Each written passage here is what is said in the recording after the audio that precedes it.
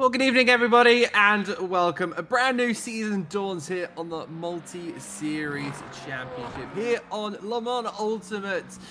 We now have our GTs heading out for qualifying. We're at the first round at the Temple of Speed. It is the Autodromo Internazionale di Monza here in beautiful northeast of Milan. My name is Adam Reed. I'm going to have Jack alongside me for commentary, and 20 minutes of qualifying is underway. Yeah, it's so good to be back here on LMU. We've been off for a couple of weeks since the end of the last series, and what a circuit to get us started. It's called the Temple of Speed. I like to think about it as the Temple of Turn 1 incidents because, well, that's probably what this circuit is best known for, is for the hundreds of clips of every sim racer in the entire world going into one another at turn 1. We got that to look forward to, Adam, in 19 or so minutes, the lap 1, turn 1. But qualifying has begun, as you said, and for those of you who are familiar with our streams, you're noticing things look a little bit different as far as on-screen overlays. We're giving some new stuff a try. It's super exciting. Hopefully everything works. So if something goes terribly wrong, don't blame our wonderful broadcaster, Ted Edwards. He's doing his best and doing a wonderful job. Adam, are you excited to be back in the comms box? It's been a little while. It has been a bit of a while for me, Jack, actually. So, yeah. And also, this is my second ever time on Le Mans Ultimate. So, I'm still trying to kind of adjust to kind of everything. And then when you kind of change all the graphics, oh my goodness me, this is going to be a bit leery. That one of those Corvettes just slowing right down there in the middle of probably one of the longest straights on the circuit. But yeah, nice to be back in the box here at Racing Club International. Really intrigued to see how this is all going to pan out. So yeah, usually around Monza it's pretty quick around here. You're going to be seeing some pretty good lap times. I think from a lot of the drivers around here. A lot of them pretty experienced. Some of them coming in from previous seasons as well. So it's just trying to get into kind of the rhythm here of Monza. Of course, turn 1 is going to be very difficult to try and negotiate. The first chicane, very touchy. You just got to make sure you're slamming on that brake pedal and getting the braking right there, and then heading through Curva Grande. You're just seeing how the cars are heading around that sequence of corners. Of course, they're completely flat out no matter what car. I don't think there's been any car that cannot do that flat out. You can take your Fiat Panda and probably do it flat around there. It might be worth a try. But if you do go off, then yeah, I can't really. Don't blame me. It's pretty much oblivion if you end up off at Curva Grande. But see, now you've got me thinking about, is there a race car that I'm aware of that perhaps couldn't do Curva Grande flat, and ultimately not coming up with anything so far. And it's we'll see where the times are going to come down. I would guess we'll be in the 1 minute 50s. In practice, I've seen a lot of 1 minute 52s. Though I expect we'll see the absolute peak times for our drivers. We're on board with Ryan Gill, of course, in the SJ&H. I feel like it's been forever since Gill has taken to the circuit. So exciting to see him around, and we'll see what the benchmark time will be for him. I think he's going to be the first to cross the line. So that is actually Schmidberger. Puts a lap time down, a 51.6 and another 51.6. So it's super close immediately. Right, Becky putting in another time within 38 thousandths of a second. And so, I don't know, Adam, if this is any indication of what we're about to see in the next 5 and a bit minutes, I think it's going to be a really good session. Yeah, absolutely. It should be absolutely extraordinary if we can have those kind of close time. Again, everyone is still trying to acclimatize themselves to the circuit. Of course, such a fast circuit, and it's really the kind of the corners you have to get right. There is for Mac in the Aston Martin, the number 74, all blacked out. Yeah, it's a shame there's no kind of Aston Martin racing green on that Aston Martin. You see the likes of the GT team ComTU use that. I think there's been plenty of others using the Lime Racing green on that car. So Looks like Vermac will head down the main straight here at Monza. And what's his time going to be? It's going to be 1 minute 50.1 Oi! to head himself right to the top. Almost 1.5 seconds in front of Fabian Schmidberger, who set the first time in the Inception race in McLaren. You know, that's going to be a proper benchmark for the rest to hit.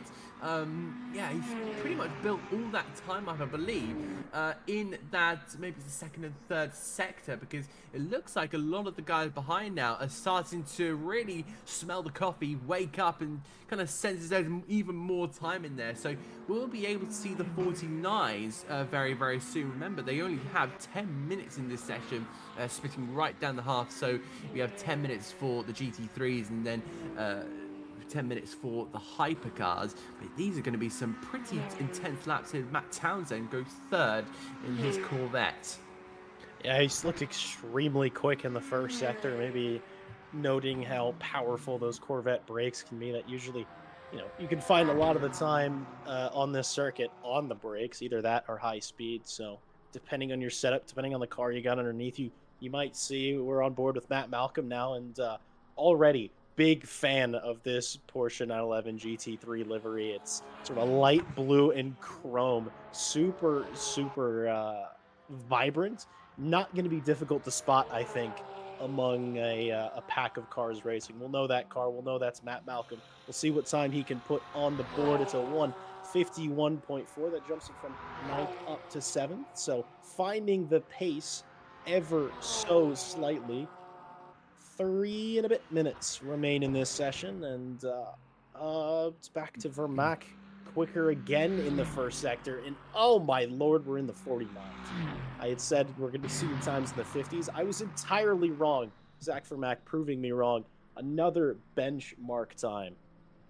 Yeah, absolutely. Martin Lawrence is now going to be having a big old go at this when we now take on board with the 80-90. Heads his way in toward the right-hander of the, well, I think it's the renamed Curva Michele Alboreto.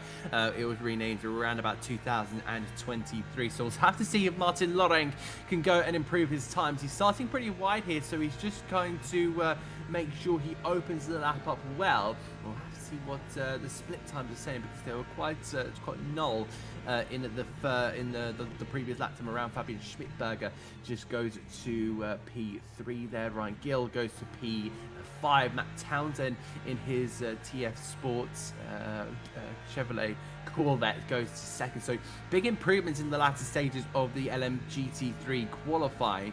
We need to now see Martin Lawrence. He's about to come up to that first sector split just before the Della Roja chicane.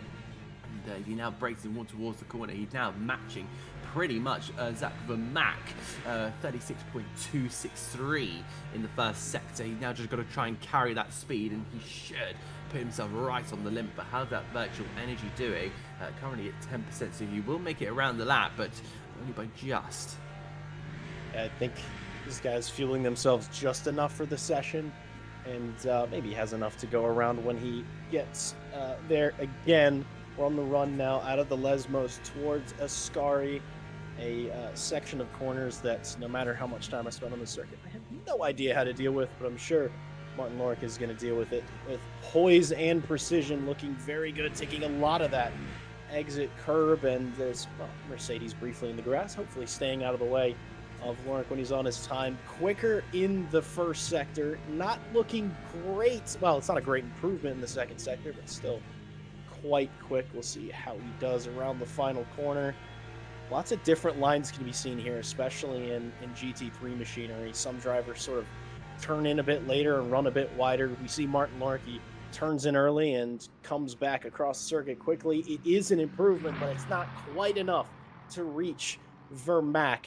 See, it's one of the great sights in motorsport for whatever reason. Once you see cars start to line up at the exit of pit lane, you sort of, your blood gets pumping a bit harder and you get excited because you know they're excited to hit the circuit. 20 seconds remaining. Might just be Vermac. Might be one of the last couple of cars to get laps in. There's a few more on circuit, and he's going quicker at him. I don't know where he's finding the time. Maybe the lack of paint. I don't know. Slightly lighter car or something like that, but that's not actually the case. Yeah, we might have to look into that for the for the South African driver. But jokes aside, that Aston Martin looks absolutely incredible as he now powers his way all the way down the back stretch and just looking pretty good so far, despite being down in that first sector. I wonder if for Martin Lawrence's lap, if he was a little bit distracted by the Mercedes Iron Lynx there car of Ray Moodley. So he was the one off to the side, and yeah, we'll have to see if Zach Vermack can go any faster. Currently 149.243. Martin Lawrence goes and sets the second purple sector. Now he goes over the line. It's not quite there. Still just over a tenth off there, as it looks like I think the hypercars have now been released. We've still got 2 more cars left on the racing circuit. Laurent, who's gone fastest out of anybody in that middle sector, is he going to be able to maybe find any time in that third sector? It's going to be a tough ask. Yeah, it's super tricky. I mean, he's 3/10 down. He's got to find basically a bit more than 3/10 in the final sector. He might get close, but it would be unbelievable he's able to do it. Not quite. He does find a 10th and a half, though. So it is close at the top. We're going to see Matt Townsend, the last across the line for the GT3 field. He's way up in the first, down in the middle. We'll see where he is in the 30s. He comes across the line. Not an improvement, but still an absolutely blistering lap times. And it's time for the big boys, Adam. It's to bring on the hypercars, with their newly renovated tire model, which, for those of you who aren't familiar, they received a treatment which, well, it's been a little divisive on whether it's sort of an improvement or a disprovement on the car. Certainly more difficult to drive, and the tire warm-up is a bit longer, so we'll probably see these hypercars, Adam, weaving and warming for the next 2 laps at least. Yeah, indeed. They'll have to try and get those tyres up to temperature, because it's a very, very difficult kind of thing to try and get right there. There is Kevin Boss there, who's in his Peugeot. On mixed tyres as well. He's gone... is that hard to the front left and then medium for the front right, so you think that he's going to try and just push on that kind of front left corner more, especially coming into the Lesmos. So we'll stick with Kevin here, because just having a look with the Lesmos, how much rotation he has to get around them. So if he can somehow manage to push that car into the surface and get those tyres up to a good temperature, you know, that's exactly what he's going to be wanting to do. These are endurance tyres. They're, you know, harder to get into temperatures. You know, think about, you know, single seaters. You know, you like the Formula One. They talk about the hard tyres and how difficult they are to get up to temperature. This is kind of the exact same thing, but you times it by 10 here. And so really, these tyres are going to be such a pain in the backside to try and get ready, especially now. Look at the time, 6 minutes 45 seconds. Time absolutely flies by in this, so we'll probably be able to get maybe 5 minutes of qualifying lapses. So that will probably result to about maybe 3, maybe 4 if you're very, very lucky. Yeah, it is interesting. We briefly spoke to Kevin Boss before the session went underway, and he did say audibly, "I got to get a hard front left, because it's just cooking the tire otherwise." So I think it's honestly a management strategy. Well, I just assumed he was talking about in the race. A bit surprised to see that he's doing it in qualifying, maybe leaving a bit of pace on the table. Times are starting to come in. At the moment, it's Martin Vaselli who's leading, but I think the times are going to drop significantly as we get through this session, or get further through this session. And that warm-up is, I was told, 5 to 6 laps in some scenarios. Maybe in a race scenario, it'll take, you know, 5+ laps to actually get fully up to racing temperature, hopefully with a bit of weaving and a bit more aggression. Maybe for qualifying, it'll happen a bit quicker. After all, probably not going to be racing on these tires, so whatever happens to them, they're going to get chucked in the bin at the end of the session. Zino Vandrisha, I mean, if that's not a representation of what the times are going to be doing already, he's, well, 2 seconds down coming into the third sector. So, you know, quite a jump from him when he gets on the line. Obviously, if he manages to deal with the final corner, but knowing Zino, he's not going to have any issues. unbelievably fast driver. Times are starting to drop. We've seen our first 37. What are we going to see from Zeno? It's a 35.9. That's the benchmark time, and a heck of a benchmark to do so. A couple drivers jumping into the pits, maybe having a bit of issues at him on these outlaps, maybe pushing a little too hard, finding themselves in the gravel, or maybe the wall. Yeah, I hope it's not the wall, in all honesty, because you know, these are really important laps. I do love this Marco Badowski kind of Andretti used inspired kind of cut. I don't really think quite the words didn't quite come out there, but you know, you have the Andretti on the tire covers on the rear fin. And of course, it's a beautiful V8 roaring Cadillac. So Badowski will really hope to kind of get himself right in the mix there, and then be able to put himself in a solid position ahead of the race. And remember, anything can really happen in this race. You know, with strategy, with taking care of the tires, taking care of the fuel. You know, you're really looking to try and just make the most and really maximize everything you have in your machinery. So yeah, just looking kind of around the minute, Zeno Van Driessen in his BMW prototype just goes and puts in a second sector, which is fastest of absolutely anybody, including beating his own Thomas Mulders in his Toyota, going into second there. So some really positive stuff there, but at the moment Marco Badowski is just trying to set up the car, and with 3.5 minutes ago, I remember he's just come fresh out the pits, if you remember. So he's going to have probably one lap here to try and just attack this circuit as a whole, which is a very difficult task to do.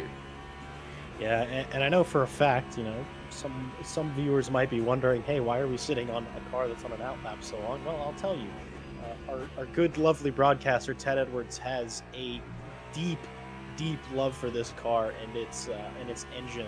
So just getting a little bit of noise before all the noise begins when the race session begins. And as a reminder, it is a 1 hour 20-minute sprint race, so nothing too terribly long, but plenty of time for racing, good racing action to shape up.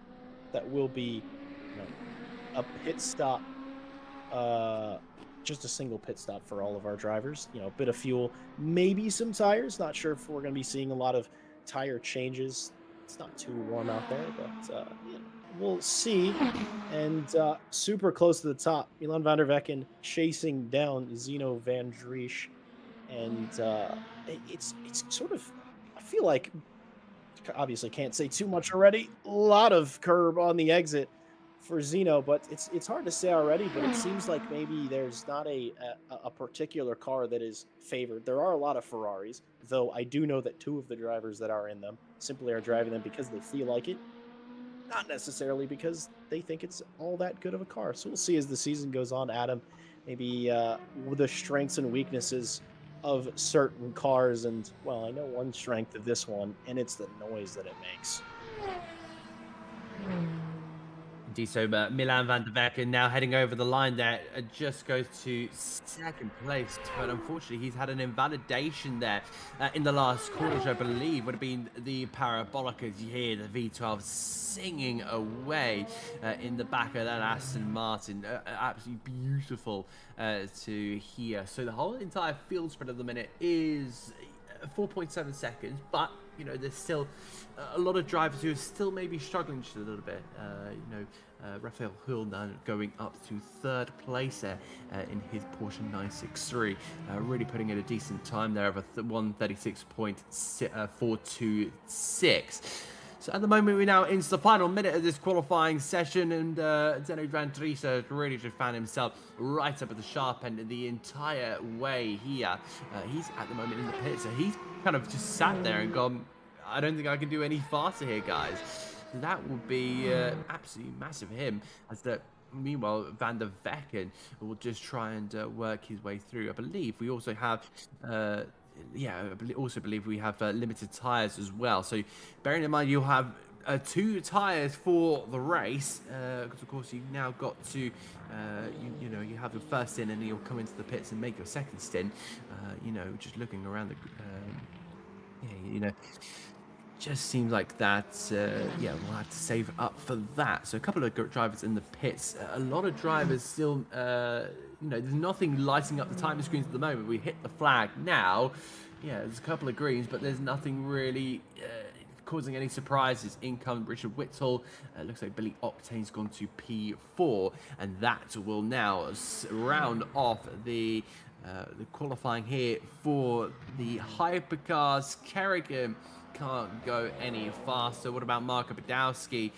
He'll head into pit lane then, as he now heads onto the pit limiter. But there's still a couple of cars around. Looks like Kevin Bose there in the Peugeot. Is he going to maybe make anything happen? Looks like Marcin Vesely was green in that last sector, and he's now put himself up to fourth. So gap has closed down between the entire field spread, 3.8 seconds, but less than a second between the top 9. Fantastic stuff.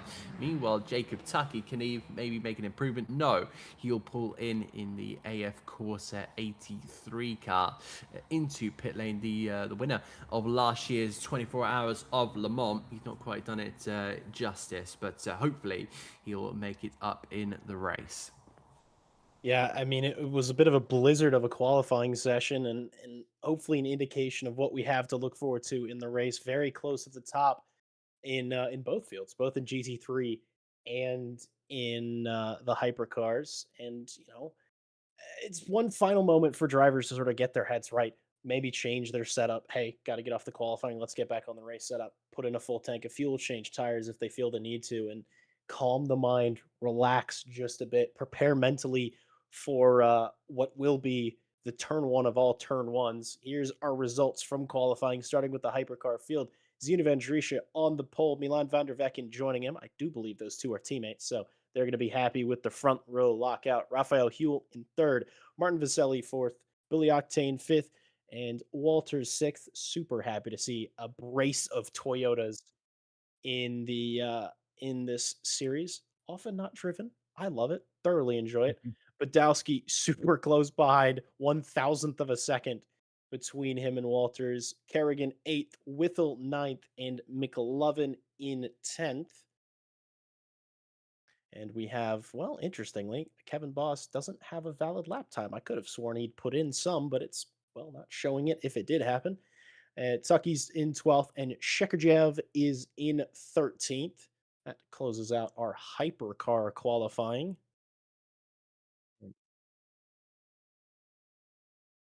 It appears a little bit of a teething problems with the new overlays. We do not have qualifying results for the GT3 field. We will see it when we do the starting order. You'll see that at the bottom of your screens in a little while, so that'll refresh everybody's memory with where everyone is. But I mean, there's really only one question I have for you, Adam. Are you prepared? Are you ready? I do feel prepared. I do feel prepared. I actually, there you go. So there is the LM GT3s. Zach Van Mack is on pole position. Martin Lorenk will line up second, and then Matt Townsend and Fabian Schmidberger will be in third and fourth. Wojciech Rebecki in fifth, ahead of Ryan Gill in P6. Then comes the Mr. Porsche of Matt Malcolm and Michael Savage in his BMW. Then we find the Iron Lynx Mercedes of Ray Moodley and Matt Whitburn in his Ford Mustang. So that'll be an absolute booming car to have. Masatoshi Kenko in P Kaneko, sorry, apologies for that one, in P24 and last. So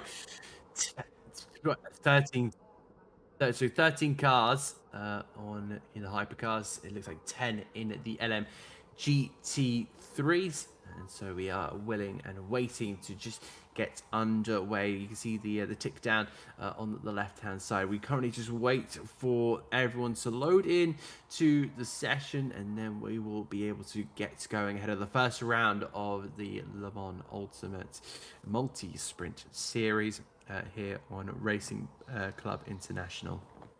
One thing I want to say, a driver that I want to shout out specifically is Masatoshi Kaneko, because they are racing from Japan. I think it's around 3 or 4 in the morning. The level of commitment and the love for racing, bringing you to get out of bed, well before the crack of dawn and say, I'm going to jump in, do some racing around Monza. It's unbelievable. And I think every time that they'll show up to a race, it is an absolute pleasure to see them and a testament to their willingness to race.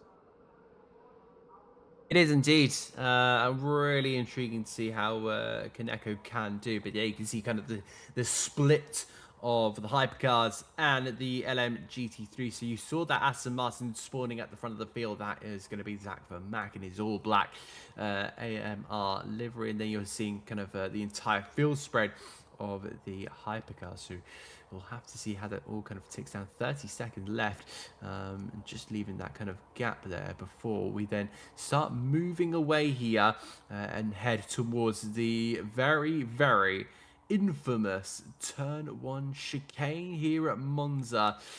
That has been the signs of all sorts of chaos and carnage over the years. Yeah, it's honestly, I'm just excited. I don't even have I don't even have words. I'm so ready to get back to multi-class racing. It is one of my favorite uh, disciplines of racing. I sort of consider it a little bit of a different discipline than you know just a single class on circuit at one time. It requires such a unique skill set, and we do have a couple of cars. They're in pit lane. I'm not sure if they're considering a pit lane start or not. Ryan Gill, though, one of them that sticks out, he is in pit lane. Hopefully, thinking about maybe a pit lane start. It is a strategy at Monza. You let the carnage happen ahead of you, and then you get to come around behind it and avoid an issue, well, a potential issue for yourself. Though we'll see. Matt Whitburn and Masatoshi Kaneko didn't qualify, so it's possible that they aren't going to be racing. There's Mr. Ryan Gill pulling Ah. to pit exit. We'll see once we go green whether they decide to come out. We may just be missing a handful of cars. Lonely man, that Ryan Gill out there, and we're getting ready to go green. We're getting ready to call this season 2 a start. It's a absolutely stellar start for Martin Vaselli just behind. He's on the back of the leaders, already going offensive, and it's a drive-through penalty in the LMGT3 field. We're 3 wide, multiple ways. We're going to see how Vandrisha does in the background. A brief yellow flag, but I don't think anybody went off circuit. Pretty clean through the start. Oh, Toyota going over the inside curve in the background, hopefully staying out of trouble for the most part. Vander Vecken, though, under an immense amount of pressure from Martin Vaselli. We'll see how things are looking. The field sort of starting to spread out immediately. Vaselli off in Curva Grande and maybe trying to go for it, but not quite having the overrun. And, well, Adam, I think that answers your question. Specifically, Martin Vaselli in that moment couldn't go flat through Curva Grande. Yeah, he had took a bit of a dip there on the dirt and the dust as well. So he's now just trying to kind of regroup himself. The LMGT3s are away as well, so they are going to be absolutely on the charge as well. So really interesting to see how they kind of all work out as well. It doesn't seem like anything dramatic has happened in their area, but remember, it's an hour and 20 minutes. You are really looking to just consistency at this race. In fact, Zach Vermack, I've just seen on the timing screens, has been able to has dropped a place to Matt Townsend. So the Corvette has got the best of the Aston Martin off the lights out here. Martin Vaselli already starting to get into towards the slipstream here of Milan van der Vecken in the Aston Martin. But you know, will van der Vecken potentially trying to look at overtaking Zeno van Driesche? It will be intriguing to see how Vesely does this, because he could kind of maybe save a little bit of virtual energy when they head their way in towards the first chicane here. Jumping over is the Hertz Team Jota livery of Raphael Hull, the German driver, as we look to see now the 46 of I believe, is that going to be it's going to be Michael Savage. Michael Savage into pit lane here. Has he picked up any damage? It's a drive-through, and he's actually hit the pit wall. So yeah, I want to I retracted my my suspension damage statement, and maybe do I have to bring it back for that? But yeah, let's see what Savage can do as he makes his way out of the pit lane. Yeah, that was a drive-through penalty for a jump at the race start. It can either be a drive-through or a time penalty based on the severity of the incident, but the automated systems within LMU decided that's a drive-through for you, sir. Not a great way to start your race, if I'm going to be honest. That sort of is going to make it a bit trickier to work your way through the field. You can already see on the track map on the right that is Savage just well and truly behind anywhere back in the field, but it is a long race, hour and 20 minutes. We're only 4 minutes, 3 minutes, excuse me, into this sprint. So plenty of time to move forward. On board Matt Townsend now, sort of biding his time, maybe a bit behind the leaders, maybe keeping his mirrors well and truly in his vision, because I know Martin Lawrence, he is unbelievably fast, reigning Monday ACC champion, and it is a bit of an adjustment to come to LMU, but it's still GT3 machinery. It's still Martin Lawrence. I know he's quick, and I know he's going to fight like an absolute lion to get that position back. Indeed, I'm really intrigued to how this is all gonna come out working. Oh, it looks like we've got a collision here. Two drivers off. One of them is Raphael Hill. The other one is Thomas Walters. The Dutchman, I think, has gone straight on at the first chicane. Has he gone for an attack there on the Hertz Team Jota? And then we'll have to see what happens here. Down into towards the chicane here. He just goes to the right, goes to the left. That's a bit of a shame, and then loses it off the second corner. I think, yeah, just pretty much just loses it there. And I think for Walters, is he just going to kind of lock up here? There he is in the Toyota, though, and nowhere near each other. Whoa, big moment. That could have been all sorts of awful as he takes down the Polystyrene barriers. There's the Hertz Team Jota car coming back onto the circuit as well. That was some pretty harsh moments there. And this is back to Thomas Walters, almost having a bit of a collision, and that's Raphael Hill with them again. Oh, it's getting really close into Ascari. Well done for them all, sort of avoiding any bigger incidents. But here's Huel, or sorry, that's not Huel. That's Walters on the back of Kevin Boss. He's thinking about it down the inside, getting in the mirrors just a bit. But yeah, that last incident, it looked like something happened between them, but no, it just happened to be that they both sort of had their own moments, their own spins early on, and ended up in the same place. Look at the power of that slipstream. Toyota versus Peugeot. Kevin Boss with the squeeze of all squeezes. He's not letting him, he's putting him in the grass. He's not even letting him come over. But here's Thomas Walters still on the brakes, unfazed, a little bit of lockup on the rear. Oh, it's just a brief coming together. That was some aggressive racing, putting it all on the line there. Walters overtakes Kevin Boss merely on the grass. And Adam, that was one hell of a squeeze.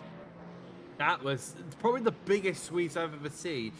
Again, Kevin Boss just did not move. He could have moved slightly to the left, and again just kept kind of squeezing Walters. Only allowed him maybe one line, plus the tightest line in that chicane. Looks like a driver is off there. Is that one of the Ferraris of Richard Vittel, I believe? It looks to be so. He's dropping towards now the front end of Thomas Walters, and Kevin Boss, I think, will be a little bit frustrated with that on this one. Looking at the virtual energy, they're just looking all very similar.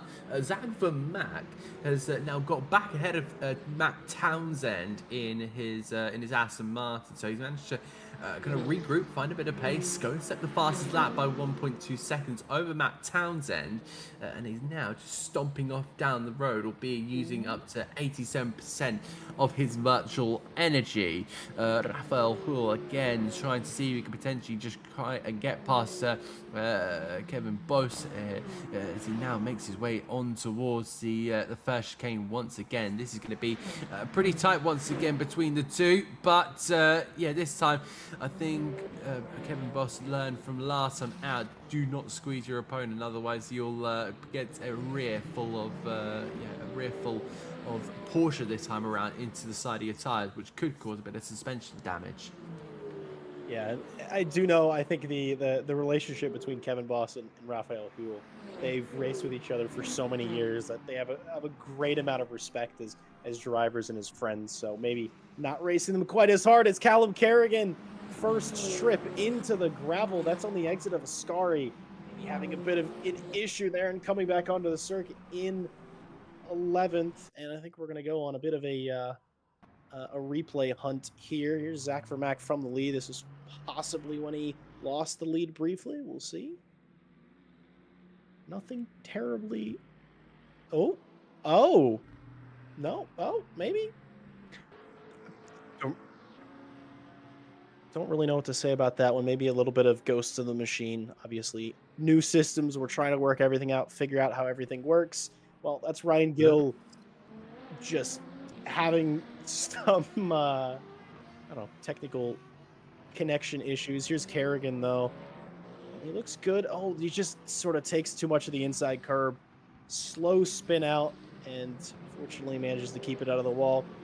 He lost quite a bit of time because of that, but fortunately didn't lose any body panels. So Callum Kerrigan back onto the racing circuit in 11th. So work to do for sure. You can see there's quite a bit of differentiation on tires in the hypercar field. Obviously, GT3s, they have a single tire. There is no different compounds between the pair, and interestingly, Billy Octane, the only driver thinking about, well, not thinking about, but running a full set of hards on his car. And when I say he's the only one, I entirely lied. McLovin in the Toyota also full set hards all the way around. First bit of multi-class we're getting to see so far this season. Nothing terribly exciting, but it's always good to see. Well, non-exciting in multi-class field is usually a good thing. It means there hasn't been an accident. But drivers opting for maybe a longer running tire strategy, Adam, and sort of hoping that it might play better later in the race because they're going to be at a bit of a disadvantage at this stage. Yeah, indeed. I'll be interested to see how these kind of hypercars approach when they get onto the back of the Townsend, Lorenk, Schmidberger, Rybecki, Malcolm battle. That's second down to, I believe, 6th in the LMGT3. The moment there, in fact, for the Toyota of that's going to be Jan McLovin. It looks like it is going to be. We now look back here to the LMGT3, so we'll give the GT3s a little bit of love here on the RCI stream. Looks like we've got Malcolm, who is battling away with Fabian Schmidberger. Is he now going to go potentially try and put himself in the mirror? Sorry, a complete error on my part there. Malcolm and Rybecki. So the Porsche up against the BMW. Error there from Malcolm.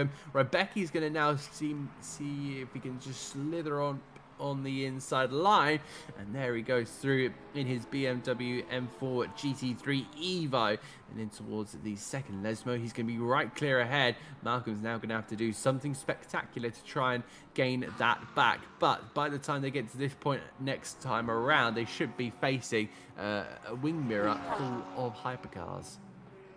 Yeah, it just seemed like he got maybe a little bit out of shape. Malcolm did, coming through the second chicane. Maybe sliding a bit too much, and very opportunistic move from Wojtek Rybecki. Well done there. You see a bit of a chink in the armor, and you go for it. Obviously, this is racing after all. You're not going to give him time to settle. You're going to go for it like a lion.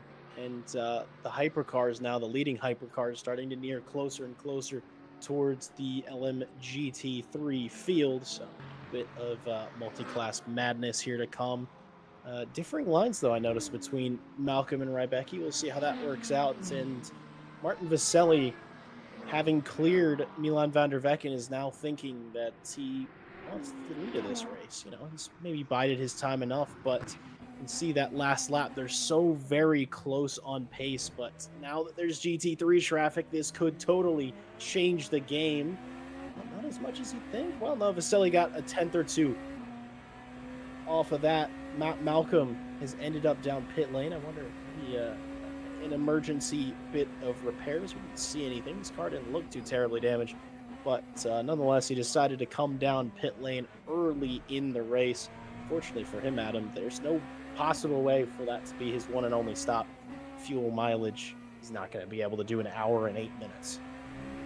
No, absolutely not. I don't think that's going to be, you know, that's not going to be any representative. That's potentially some damage, as you just kind of spoke about. So, yeah, into the pits. He's out. In fact, already. Now we just see. Oh, that's going to be that Van Drisha, I believe. Correct me if I'm wrong. He's just making his way there past the LMGT3s, and look at that, just behind Martin Vaselli, who is unfortunately going to, yeah, just unfortunately going to stick behind one of them. Meanwhile, Matt Malcolm has now retired from the session. I believe he's had a stop-go penalty, and he's now retired from the race. So Matt Malcolm out in the GT3. He was doing such a good job there in his Porsche. But I think, yeah, just it all came unraveling away, and the pace kind of loss did not go quite well. We'll have a look and see what happened here with Matt Malcolm. Here is the blue and white Porsche. Got a little bit of chrome on it here. So out he comes. Oh, he sped in the pit lane. So this was it once again. Now let's have a look. We're watching the dash there. Oh, Oh, that's very minimal. He's pressed the pit lane button too early, and he's now got a penalty. He's pulled over to the side and thought, I'm out of this. yeah, a penalty like that can absolutely put you on. You have a possible bit of contact here between Moodley and Savage. We'll see maybe in the braking zone into Ascari is a little bit of a touch. It is a very minor touch, but importantly, though, that's a bit of an overtake with contact. So depending on some post-race stewarding, there may be words. There may be something that gets doled out between the pair, but it kind of looks like Moodley was letting him through, so not too much. There's Callum Kerrigan. He's off on a bit of a weird line. He's had a good recovery since going off, but now Kevin Boss has snaked ahead, and this is that bit of multi-class that where things start to get interesting. As soon as a GT3 gets introduced to a hypercar duel, it almost always ends up with something exciting. Kerrigan deep in the toe of that Peugeot, and it seems like he's got the straight line speed. He's got the overlap coming into the braking zone into Ascari. Pretty much a slam dunk move. Oh no, it's a switchback from Kevin Moss and a bit of contact between the pair. Good save from Callum Kerrigan, but great hard racing between friends. That is extremely good, but unfortunately for Kerrigan, he's also going to lose a position to McLovin. As a result, well, I say he's going to lose a position, but no, he fights back on the brakes almost immediately through Parabolica. The pair are going to be too wide coming out of the exit. Not quite. Kerrigan getting on the power a bit earlier, fighting back instantly. He's down but not out after a little bit of sideways action in the Ferrari. And is the Lexus going to, sorry, is the BMW going to play in it all? Maybe not. But it is allowing it so that McLovin can't really take an alternate braking line. He does get stuck behind the BMW. Multi-class giveth and multi-class taketh away. A bit of a breath of fresh air for Callum Kerrigan. And Adam, I think we got some replays coming up, so we'll see what all went on. Indeed, they're going to be pretty telling to what happened in this race. I believe this is Townsend and Badowski was this. A little bit of argy bargy, so we think that may be a little bit of contact. This is going to be Rafael Hull on Richard Whittle, and I think there's again another brush of contact. So our system working pretty much overtime when they don't need to. In fact, a drive-through penalty just been given there to looks like Thomas Walters will confirm. Yeah, indeed, there he is, the Dutchman in the Toyota. So it'll probably be due to track limits. Big moment there from Rafael Hull in behind in the Hertz Team Jota car. That's the, I believe, the old Porsche. It is the old Porsche. So because of course the Hertz Team Jota team did change to the Cadillac for 2024, I believe. Make that 2025 actually. So there was the contact there between Buss and Kerrigan. That was not ideal whatsoever there for Kerrigan. He probably felt a little bit hard done by the screen from Kevin Buss. And back with the live action, we see Kerrigan, and again Buss just going upon here. That seemed like Zach Vermack there. So Vermack going a little bit wide, even wider. There was Kerrigan. He tries to go on through him, and also Jan McLovin going past the Aston Martin. Yeah, it's things start to on a circuit like this. You got big braking zones, you got big long chicanes. I think, oh, there's Billy Octane maybe having a bit of a disagreement with the turn one, and I'm wondering, oh, yeah, that car's not exactly tracking straight, and he's going extremely slowly. He did end up in the pit lane, but that is a deep crab from that Toyota, Adam. I don't think that's gone particularly well. Alexa play crab rave. I think is the right kind of definition to say that. Oh, he's had a massive snap into Curva Michele Oh, Alboreto. Big smack of the rear. The rear wing has gone, and then it just starts crabbing away. And then if we can, we're getting a notification from our director that there was a pit stop. You can see the rear wing is back, so that's not kind of any like visual glitch or anything. He only pitted, changed the rear wing, and then gone back out. They didn't change the alignment, and that's a big old crab moment from Billy Octane. He's going right slowly down towards the Ascari chicane, and there's a pack of I think 3 hypercars and 2 LMGT3s. There's a moment that for Raphael Hull. He's had another off there at the. Has he done the exact same thing? At that chicane, unless he's oh, been tagged and he's gone into retirement as well. Raphael Hull, it's the second retirement here in Monza. Let's have a look at this one. yeah, it's just a brief lockup. You can see going into the braking zone, maybe getting The on the same thing. power too early, and round he goes again, and maybe struggling just a bit with these new hypercar tires, and maybe thinking, uh, perhaps didn't prepare too much. I think I'm a bit out of this race. Let's maybe park it and come back stronger next week. At least I hope so. It's always great to see Raphael Huell on the circuit. Another great driver, and you can see the longest lap in the world for Billy Octane. And when you're coming in to take a pit stop in Le Mans Ultimate, you have the opportunity or the option. If you have damage, you can either repair body or repair all. Repair body, obviously, will put back any missing body panels. Fix the splitter, fix the rear wing, and all that. Repair all will do suspension. So, best bet in the world. Billy Octane forgot to engage the button that would fix his suspension as well.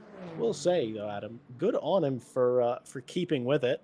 Had to basically do a double long lap time, but he's back in the pits, and I think he's going to go out and he's going to keep racing with us. Yeah, I was having a look and see which kind of pack he was in front of. In fact, he joined. You saw him right on the inside grass of the Curva Michele Alboreto. That was the front 3 he was up against as well. So Van Driessen, Vesely, and Van der Vecken. That could have been all sorts of, hair and square. And for those guys, just seeing kind of another car just sat on the inside line. We'll have a look here back with the LMGT3s here, because Matt Townsend is looking at trying to potentially get past, I think that's Martin Lorenk in the Codis ASP Lexus down in towards the chicane.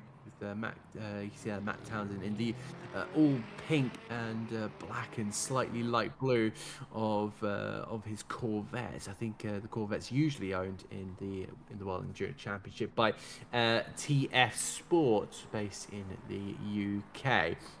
This has been going on for quite a while.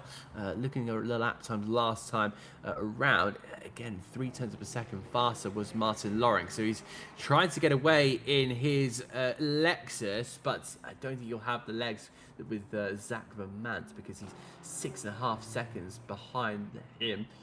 And it looks like also Vermont is been absolutely amazing. 0.2 of a second just in just that sector alone. Another replay here. This is Richard Whittle, and is that that Moodley, Ray Moodley, the Mercedes against the Ferrari, the kind of more kind of chromed out. He's taking his time. Is Whittle taking his time? Taking his time.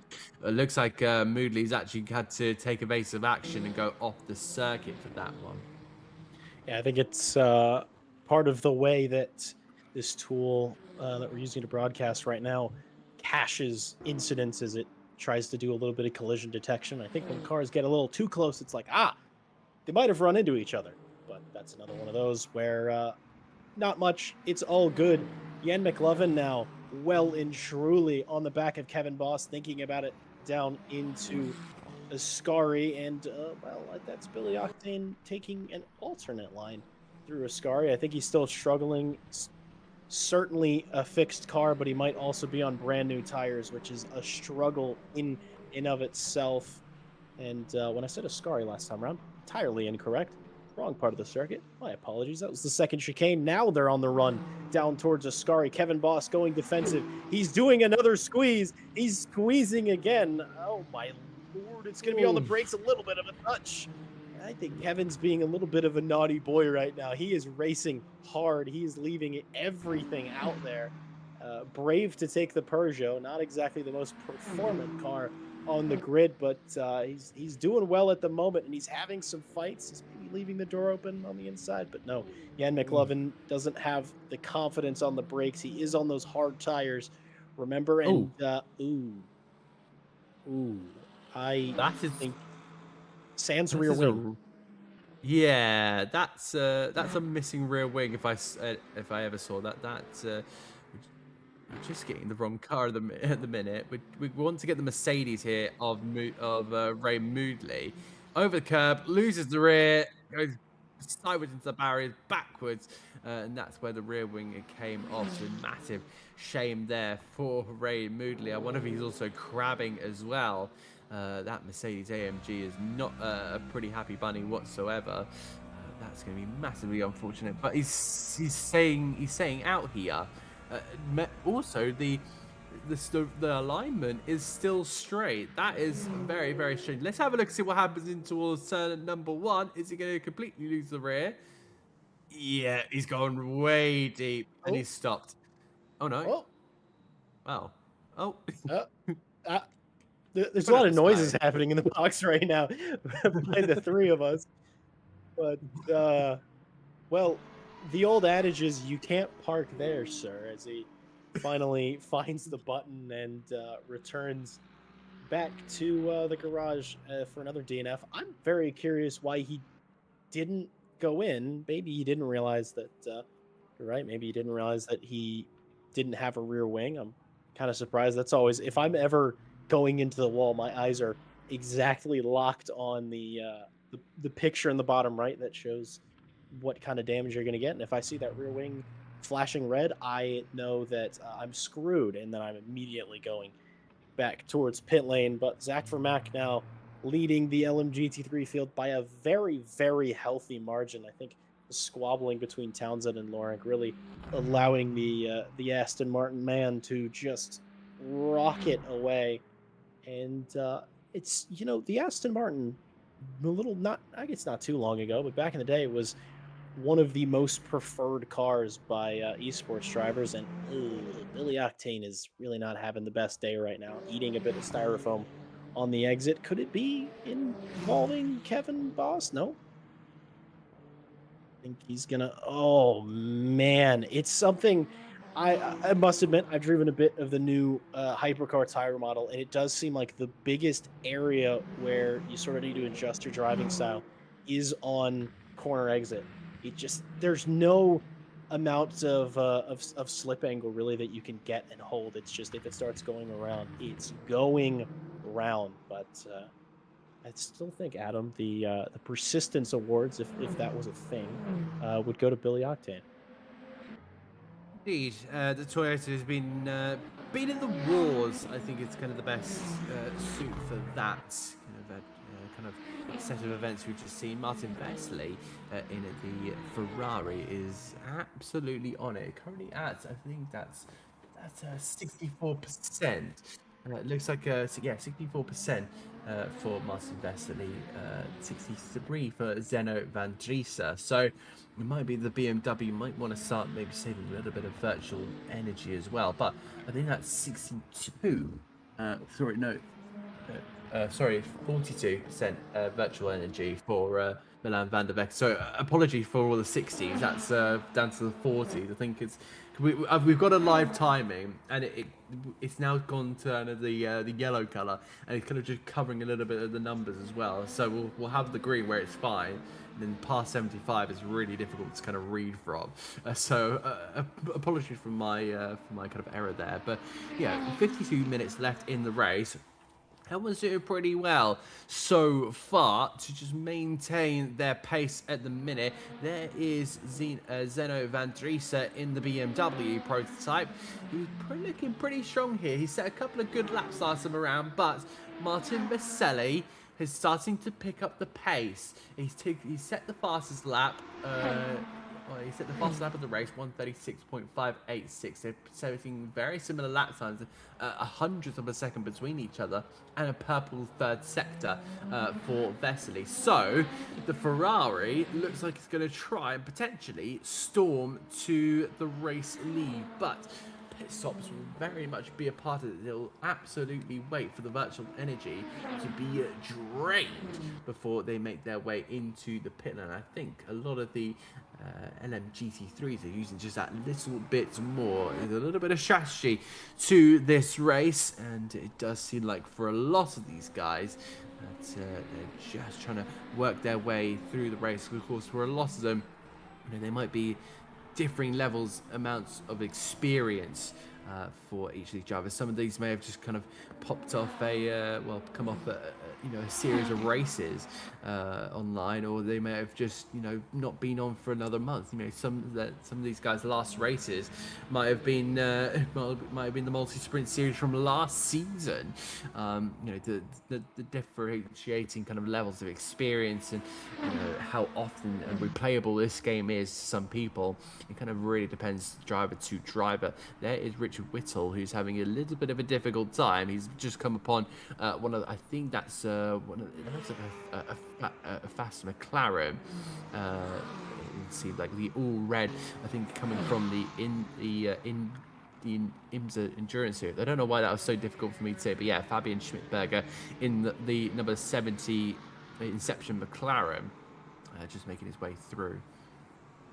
Yeah, and speaking of Richard Whittle and virtual energy and all that, someone in our YouTube chat was sort of asking whether Richard Whittle was saving fuel, and I think because earlier on when we pulled up the virtual energy screen, it showed that Whittle had an extra bar on everybody else, and interestingly, I think that was because he has just a handful of percentage more, while he's actually so far top 4, 36, 36, 35, and 37% VE, as Jakub Tucky is, it's not gone particularly well. A lot of struggles into Ascari. We'll see how he looks in the braking zone. And he was a little bit of locking in the rear. Yeah, definitely a lock in the rear, straight into the wall. And I have a feeling that there may be just a little bit of steering damage. We'll see on the onboard whether that thing is tracking straight. Absolutely not. It's going a bit wrong, but we'll see if they stay out. Is that aiming towards pit lane? It is aiming towards pit lane, so Jakub Tucky is experiencing some suspension issues and is very quickly going to go into pit lane. Definitely a struggle, but certainly, oh my Lord have mercy. I'm not sure what happened between the leaders, but Martin Vaselli already clear on the back of Zeno Van Driessen. We might be seeing a change for the lead here, so I'm going to hold the talk about virtual energy because this might be a bit contentious between the two. I mean, earlier at the very start, we saw Vaselli was absolutely rapid. He got close to Zeno, but never got close enough for a move. We'll see if one shapes up here. His last lap was very, very quick, and I'm curious actually what Zeno Van Driessen's last lap was. I see. It was about a second slower. So clearly having a bit of issue somewhere on the lap, differing lines through the first chicane, not a whole lot budging. I think this may, Adam, be a bit of a slower burn rather than something that's going to happen quickly. We know these guys are quick, and it's all going to be about consistency here. Yeah, indeed. I was having a look at that accident for Jakub Tucky. That was very reminiscent of Kimi Räikkönen in 2007. I don't know if you've seen that crash at the Ascari chicane, but it it was almost an exact replica, and I was pretty. That really kind of flashed me back to that moment. But Martin Vaselli has just had an absolute exit off this corner. He was a little bit slower in the first sector, but on the second, he's been absolutely phenomenal. On the inside here of Parabolica, we're going to get a change for the race. We are. And it looks like Martin Vaselli will take the lead here at Monza ahead of Zeno van Driesche. How will Van Driesche reply to this? They head their way now down the main straight because he's now going to be in the slipstream all the way down on towards the first chicane here. Is he going to pull out to the right-hand side? He's getting himself in the mirrors, and there goes Zeno van Driesche on that inside line. He's going a bit wide contact between the two, and that's going to send Martin Vaselli hopping and skipping and jumping over the speed bumps there at the first corner of Monza. Zeno van Driesche go back on through, but that was something in this race. The first piece of action we saw for the lead of this race. Yeah, I think it's the right thing to do for Martin Vaselli to hand that position back. He was the one who went a bit deep. This is Jan McLovin off circuit again. Definitely having a bit of issues. That's the inside of a Ascari. I wonder, here's my theory, maybe a bit more rear locking from another hypercar. We'll see. Yeah. Locking on the rear hugely, going the other way, and it's happened to the wall. Bit of front damage, maybe not quite as substantial as what we saw moments ago, but see the how his steering looks. Well, it's straight-ish. I'd grant that a straight-ish, but certainly not something you want to have to carry if you don't have to. The good news for Jan is there is a possibility he makes it to the end of this race with a full tank of fuel. Actually, no, I just realized as I said that this is Monza. There's no way he's making it that long. The fuel burn on this circuit is, you're spending so much time at full throttle, so much time at top gear that it's not quite going to make it unless it were a absolutely mega fuel-saving effort. And well, I feel like, correct me if I'm wrong, Adam, I feel like we just saw this a moment ago. I think these two are going to go right back at it. Yeah, there's a really good chance that we'll be able to see these guys go into battle. They also have to be very, very careful because, of course, look at Milan van der Vecken in the background there, just hovering around. Despite that, he has also dropped 24% in his virtual energy. The other two, 26, so an extra 2%, but that might be the 2% that they need. Mistake there from, looks like Zeno van Driesche, so that could be the opening here for Martin Vaselli, and they head their way on towards the next sequence of corners. Looks like the chicane, not quite, sorry, the Lesmos could have been the opening, but again, not quite there for Martin Vaselli. How do they play this one? Because they're very close now to the pit stop laps here, as they now skip, they're about to also hit halfway into this race. So expect pit stops to come very, very soon. Maybe a little bit of a lighter kind of fuel kind of top up, so expect to maybe see about 90% on the virtual energy as they swift their way past Matt Malcolm, I believe, in the Porsche, as he heads his way now in towards the next sequence of corners. Sorry, that was Ryan Gill, in fact. So now we see on board with Zeno van Driesche, the BMW has had to kind of attacked into this corner. He's now looking to potentially defend, but I think Martin Vaselli might just do a little bit of saving here. But look at the gain there on the brakes. So much more confident is the Czech driver of Martin Vaselli, and that 19 Ferrari will just etch a little closer towards the rear of the race leader once again. Yeah, he's closed up another couple of tenths. I think his best opportunity between for Vaselli, maybe into Ascari. But if I was thinking about it on this lap, you know, the first corner sort of a prime opportunity, but look at how much larger Milan van der Vecken has gotten in the back of his shot. I mean, it's come down from 4, 5, 6 seconds to now he's within 2 seconds for the first time. A little bit of GT3 traffic that might affect it just a bit. The fight roars on, but there's Milan van der Vecken almost inside a second now because of the coming close to that BMW. Vaselli's closer than he was earlier, but I don't think he's close enough to do it on the brakes. And as you said, Adam, it does seem like the Ferrari has quite a bit more in terms of confidence. We'll see how they look coming down towards the Parabolica. They're super, super close. I don't think Van Dries is going to budge. Oh, he does. He actually doesn't want to stay defensive.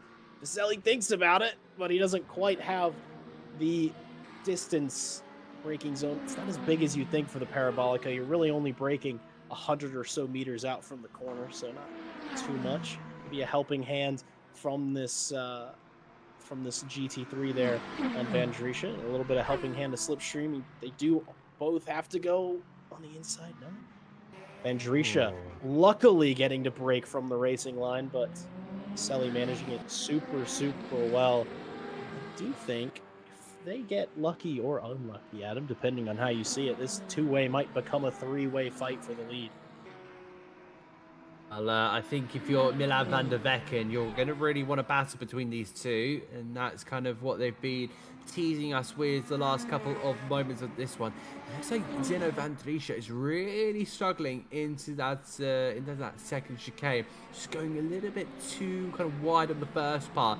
That really pushes him on toward that inside curb for the second part of the chicane, and then he finds himself bouncing over Van Dries, about to go past the Corvettes as well. And Bessie will just stream on past through as well. And what about Milan van der Vecken? Is he going to be able to have the space? He will be able to go on through. But yeah, it's been a bit of a tough one for Milan van der Vecken, because he's going to have to pit pretty soon. Ooh. Off there from Martin Vaselli, off onto the gravel track. That could have gone a little bit worse, but he is very, very lucky to be keeping all four wheels on the right, on the track, and also pointing in the right way. So now we tick down onto 41 minutes left in this one. A minute till kind of the halfway stage of this race. And I think now Martin Vesely is just going to maybe try and make his way into the pit stops here, because here goes Van Dries past the Lexus and onto the brakes they go. The Ferrari is just going to now be stuck behind said Lexus. Is going to have to try and get it on the power here, but that's just opened up this gap here between the BMW and the Ferrari, and the Aston Martin is also smelling another opportunity. However, Milan van der Vecken has you 3% more than these two ahead. In fact, Zeno van Dries has just dropped to 15%. Martin Vesely on 16%. So yeah, the biggest difference as well is going to be one of those that is really, really intriguing as well. Just another notification in my ear. Remember, the Aston Martin is not a hybrid, so I don't know how that kind of virtual energy is suited, but I'm guessing it's just kind of down to fuel. Yeah, it's something where the virtual energy system is designed to sort of keep fuel range roughly similar between all three cars, but still thirsty naturally aspirated V12 is still a thirsty naturally aspirated V12. It just tends to use a bit more fuel, especially in the high speed stuff, compared to some of these other cars. Looking back though a bit into the fuel, it seems that Callum Kerrigan and Richard Whittle have decided to do a bit of fuel saving, maybe trying to get that extra lap that could be worth 6, 7, 8 seconds in the pit lane. Fuel saving in Le Mans Ultimate can be absolutely huge. If you have the pace and the ability to save a bit of fuel, it can gain you loads in the pit stops. They should be coming down fairly soon. I think some of the leaders, I'll give it about 2-3 laps.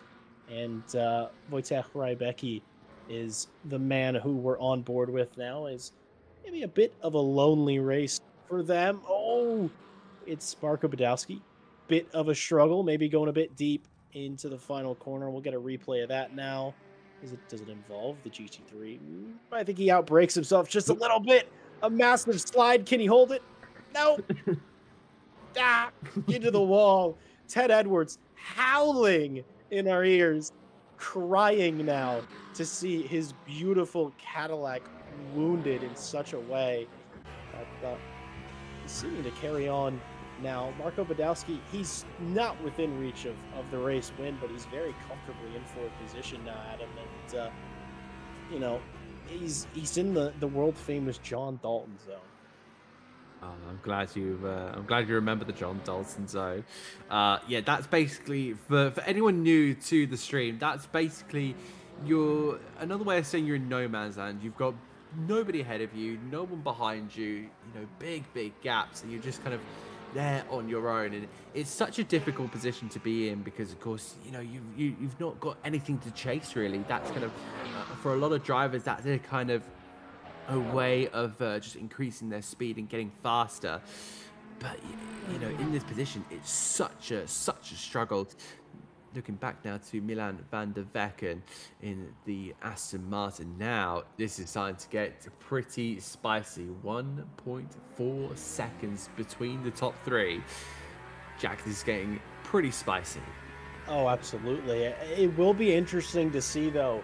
Martin Vaselli has the advantage on virtual energy, about 3% over Van der Vecken and only 1% over Zeno van Drisha. I'm not sure if that's enough to do an extra lap, but as far as strategy, it might not be going the way of Milan. But towards the end of this stint, though, he's just found the pace. The leaders maybe not pushing too hard, a bit wide for Vaselli there in the Lesmo 1. Super tricky corner, incredibly blind. Yeah, he's gone wide again. I think maybe he's starting to struggle.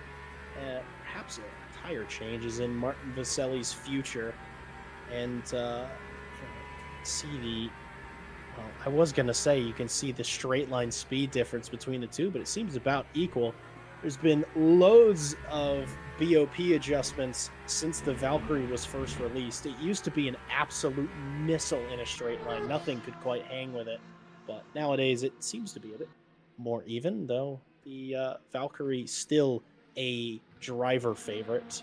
And I can think of 12 reasons why. Indeed, there's a lot of opportunities, and in comes Milan van der Vecken, the first driver to make his way into the pit lane and make a scheduled pit stop here, just on 6% of his virtual energy tank. So he could have got one more, but he opts not to. And in fact, it's just dropped now to 2%. So unless we've had kind of unless we had something kind of not told to us on the standings, we'll have to kind of see how that all kind of pans out. In fact, we've had a couple of pit stops. Billy Octane, but that was unscheduled, I think, of McLaughlin as well. Oh, that's a big old battle there. That was kind of unexpected. Martin Vesely now leads this race, but what about Zeno van Drisha? Looking back up the inside, it's Ferrari on BMW. Ferrari hangs it on the outside and in toward the second Lesmo.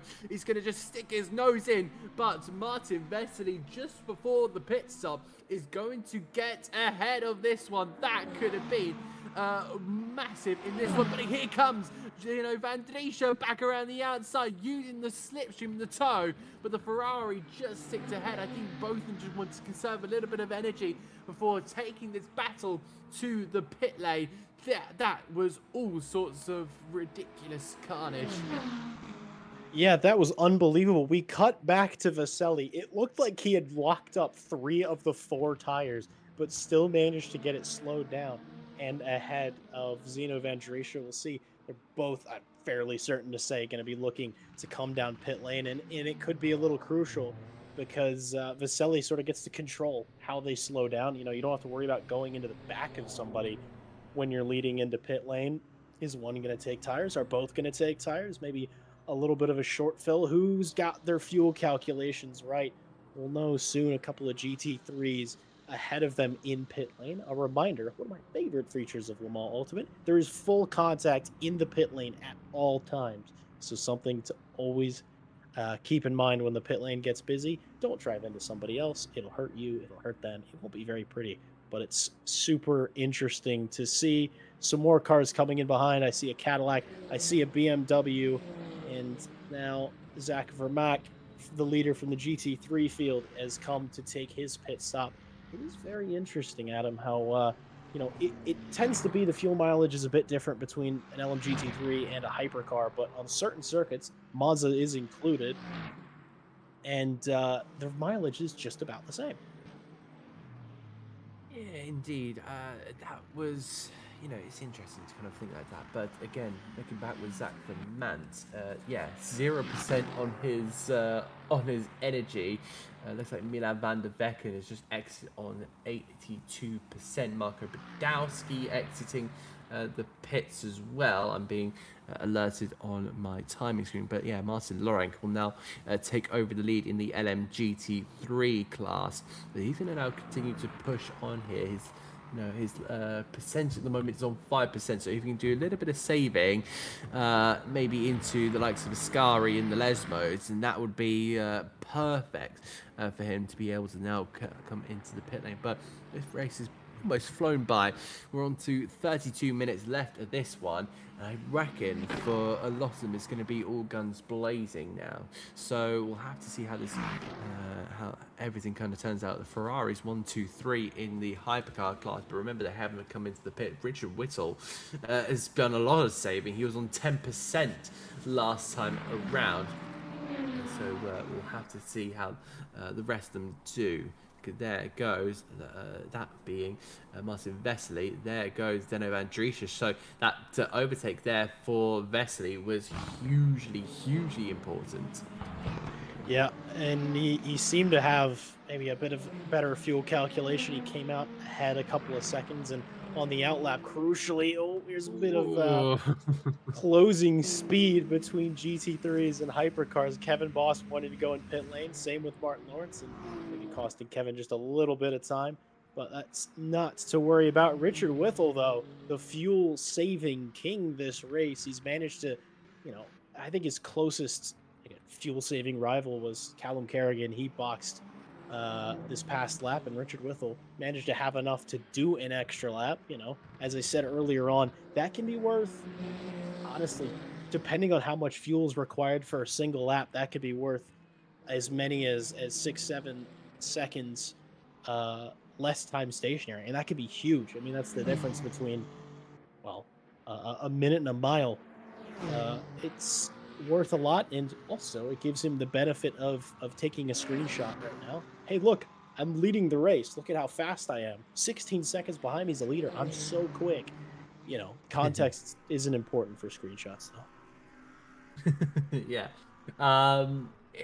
That's going to be super highly interesting to see how that all works out. Looks like also Milan van der Becken was also a lot longer in his pit stops as well, because he knows that his Aston Martin drains a lot of fuel, and I mean a lot of it. So if he's going to try and maybe go a couple more percentage higher than Van Driesche and Van der Becken, will he be able to potentially close down that gap? I mean, he's got about 12 seconds between him and the leader, Martin Vesely.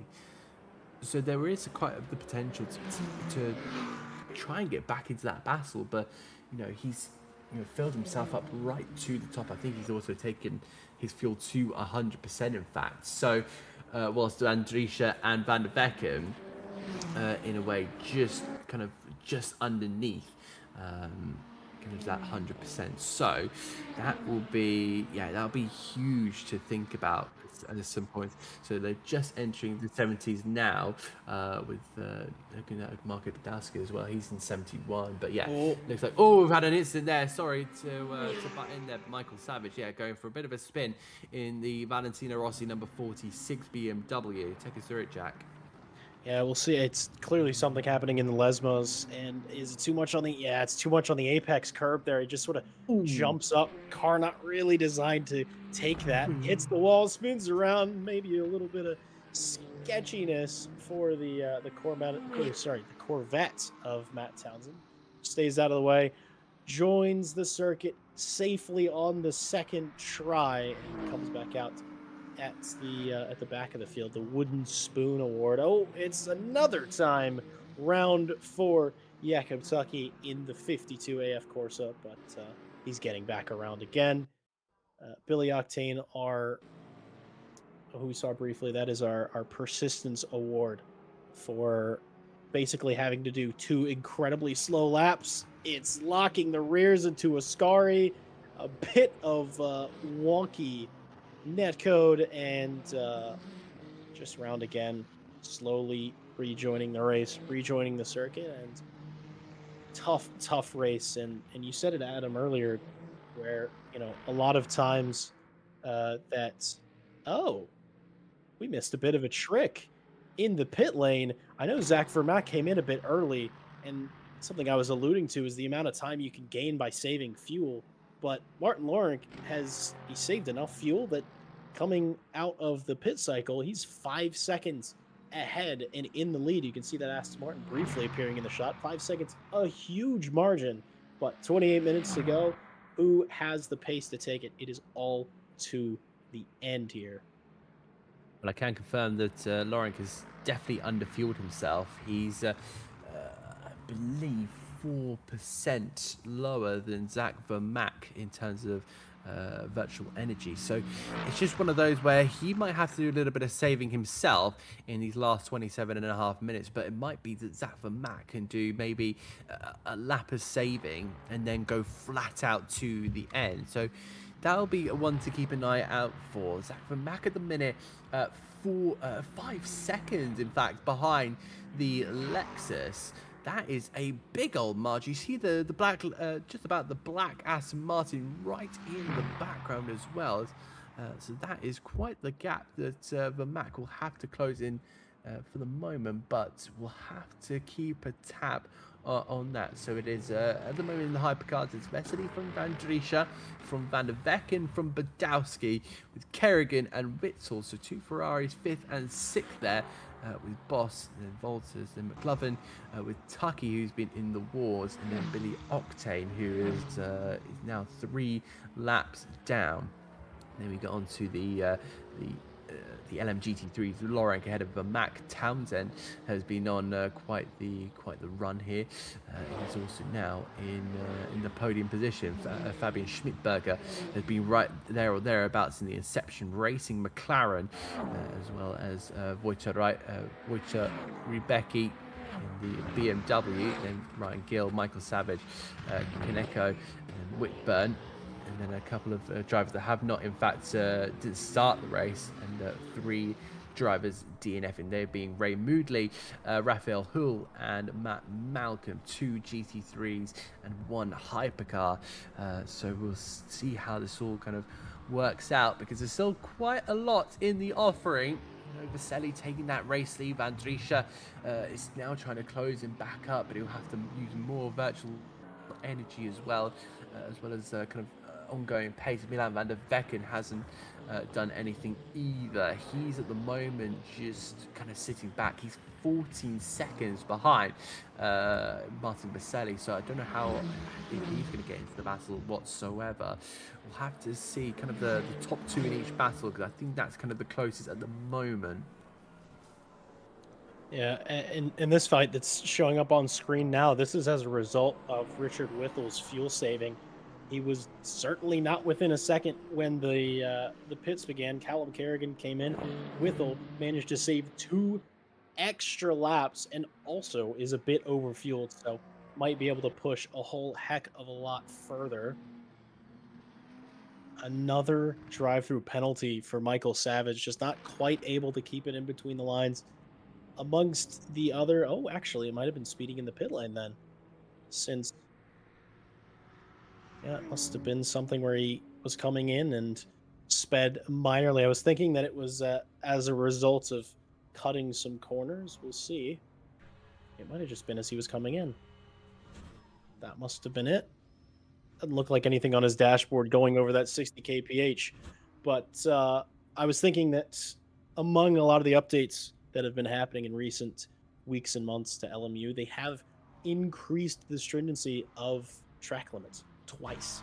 They've realized that maybe the system's a little bit too lenient.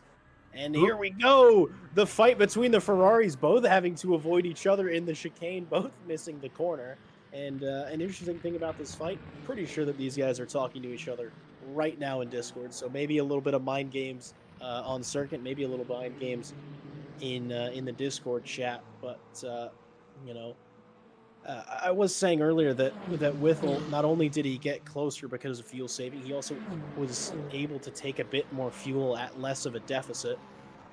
And that may allow him to push harder, not worry about any amount of fuel saving. So this might come his way. Even if he isn't able to do it on track, this might come his way in the next 23.5 minutes because of the near incident in the second chicane. They're sort of a bit further apart now. some GT3 traffic that's coming up that could bring the gap closer or further in either direction. But a strategy, a slow burn strategy victory for Richard Whittle at the moment. Sixth is his, fifth very, very much on the table. And you can see that last lap between Kerrigan and Whittle about a second, one slower than the other. So bit of a struggle, but it's always time to come back, Adam. It's we're coming down to the final 20, but still plenty of racing to happen, still plenty of strategy to come out. There's still kind of a couple of battles, in the midfield. As much as we want to kind of, look on board with the race lead, that's always kind of the most exciting part. I hate to say it, but I think both of them have extended. So Martin Lawrence is getting away from Vermaak, and Vesely is getting away from Van Driesche. So gaps are opening up here. But this is your typical endurance race. You'll have gaps like this, where they're sitting at over 10 seconds, and you'll find lots of drivers maybe sitting in that zone where they've got absolutely nobody in front of them, absolutely nobody behind them for miles on end.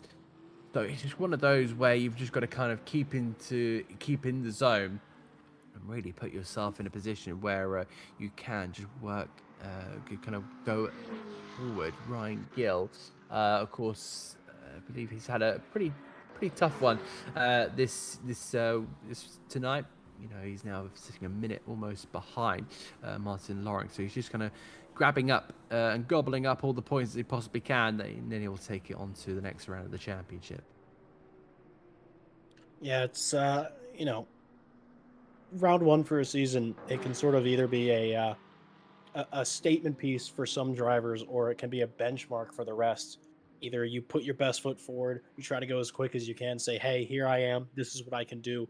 Round one, or maybe things don't go perfectly well. Then you treat that as, maybe in Ryan Gill's case, all right, sixth is the best I can do today, but that's the worst I'm going to do all season. That sort of mental game that you play with yourself, and real life motorsport and sim racing are very much the same in that way. There's a lot of mental agility required. And if you see between the leaders in the LMGT3 field, Martin Lawrence still doing minute 50s, similar to his best time so far, but Zach Vermaak clearly having a bit of a struggle in the final lap, over a second slower. So not only did Martin Lawrence get ahead on strategy, he might be carrying that into further pace late into the race. He is a king of management. I think Martin Lawrence, Adam, is one of those people that might have the most time behind GT3s. Oh, that's speed 3. That's Matt Townsend.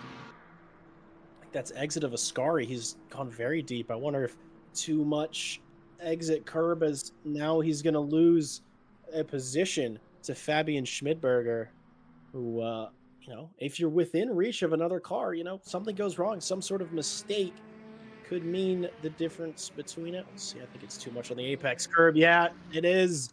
Roundy goes, jumping that Corvette up in the air and not able to slow it down. Inertia just kind of taking its toll there into the wall. Now time for the steering check. Steering not looking good, Adam. No, not at all. That massive whack up at the back off the Ascari chicane would have done the deal in. Massive unfortunate there from the Breton. But yeah, Fabian Schmidberger, the man from Germany, makes his way up onto the podium position. That is one of those that will kind of click yourself awake and really enlightened you a little bit. So now he's sitting there in third in the Inception McLaren number 70. So we'll have to see how he kind of gets along for the last part of this race. We've had over an hour of this one, so we'll have to kind of work out what could potentially happen.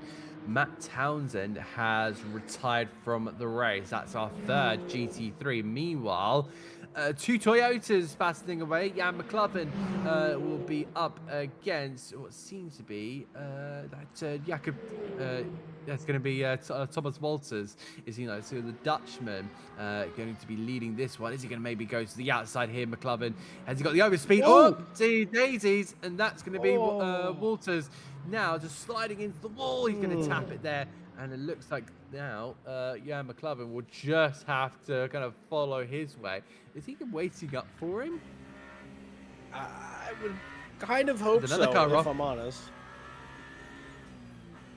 Billy is, well, let's say it's not getting any easier here at Monza, but no, I think he's waiting up, giving that position back. I mean, we'll see on the replay here. We're not really questioning who's at fault in this incident, and well, that camera not giving us the best view possible, so I'm sure we'll look back at that. But Walter's just kind of hanging out, chilling, a little bit of movement, but oh, I think brief lockup in the rear on the brakes for the Toyota behind. That's what did it. I didn't know if it was just a random jink on the steering, but no. It was a little too much. We'll see how Billy Octane got where he was. And ooh, almost round. Tries to catch it. That's something that can happen a lot in LMU, is if you start going one way, you do a little bit too much steering to the other, and well, you're still going to go around, but you're going to go around in a different direction. Clearly, Adam, not the best day for the Toyota camp. No, not ideal whatsoever, but still more noises in the commentary box. Brought to you by Racing Club International. So it looks like Walters and McLovin still batting away, as it looks like another drive-through penalty. This time, again, it's Michael Savage in the Valentino Rossi. In the Valentino Rossi BMW. I've just been told it's a third one for track limits. I do want to kind of wonder. Oh, he's done it twice in two corners. Yeah, we've just had a couple of yellows now pop up on the screen. So yeah, I kind of wonder if that for Savage, could that potentially mean disqualification very soon? I actually don't know if there's a limit to the amount of a little bit of locking from Yan, or that car ahead of Yan, excuse me. Oh, that kind of came out of nowhere. That's not the first car, and well, since we have 15 minutes ago, I'm going to say seemingly not the last to have that sort of issue into a scar. It's, lack of oh no, the Toyota up ahead. I remind me not to drive a Toyota ever, because clearly, it's going round at the exit, trying to hang on the brake to hold it, but it's just back around. And Adam, this is just, it is a Toyota, a little bit of Tokyo drift for us there, but Adam, this is one of the strangest fights I've ever seen. They've changed positions 3-4 times, but I think it's yet to be within actual wheel to wheel. But that seems to be Jakob Tucky. The 83 has gone into the back of the barriers at the Ascari chicane. No, he has not blown his engine. For that comment coming from our director. But let's have a look at. I think that he's heard a snap early on in the Ascari chicane, in towards the second. That came from the first one and combined into the second. That's a extremely strange kind of case there for Tucky. We'll have a look in towards the left-hander. Ooh, the rear always also twitchy, and then just lose it on the second curbing. So Tucky, we're not having the best of times there. He's still down there in P10, but he will get a solid amount of points for all of this. Is he still on the racetrack? Yes, he is. So never give up and all of that. I wish we could kind of flash a never give up kind of gif that I've seen a lot on Jimmy Broadbent's streams. But the air, of course, is still running strong despite being 2 laps down. I think there's now become a fight for the tenacity award between Jakob Tucky and Billy Octane, and If Tucky ends up in the wall maybe one or two more times, already getting out of shape again in Ascari, it could be a position gain for Billy Octane. Seemingly out of nowhere, he could maybe snatch an extra spot. And I believe that the well, Ugh. oh, more struggles on the brakes. I think we need to make a compilation of Adam, your and I's noises when these cars start to get out of shape on the brakes. It's an uncomfortable looking thing.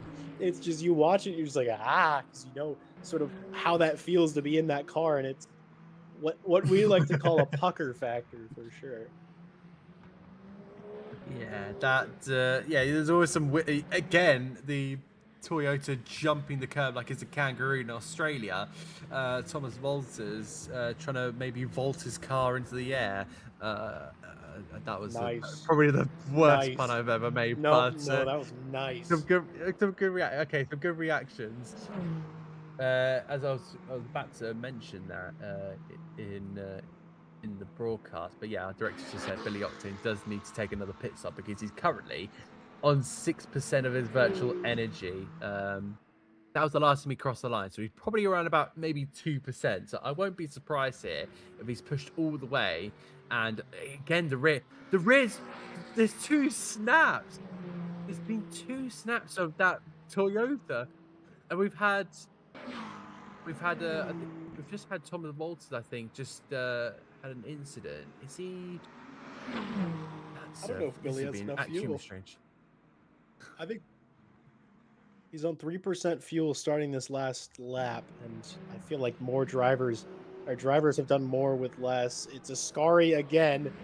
He's he's going for just add salt in the wound and coming straight across the circuit as other cars are coming through. I think he was, and here we go again. Just those tires, I can guarantee, are at 1 million billion degrees Celsius, and there's just no grip left in them.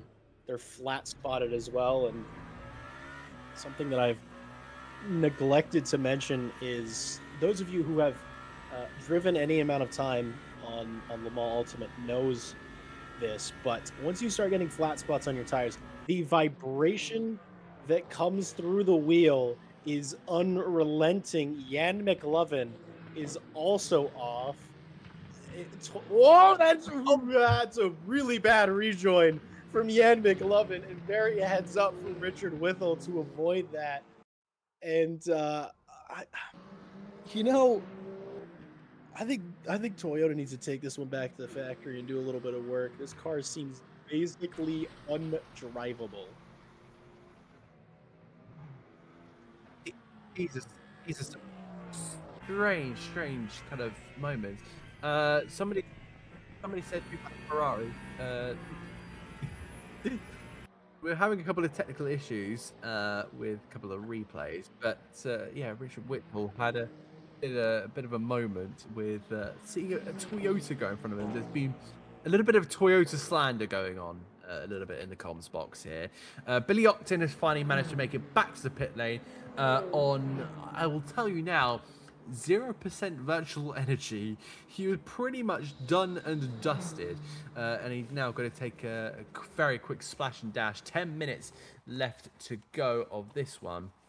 This will be absolutely massive. And that was Jan McLovin going into the gravel trap. Now, this is Richard Whittle. Down in towards the Ascari, not Ascari chicane, the Lesmos, turns it into the right. There's Toyota, appeared back onto the track. Oh, My word, that could have gone ugly.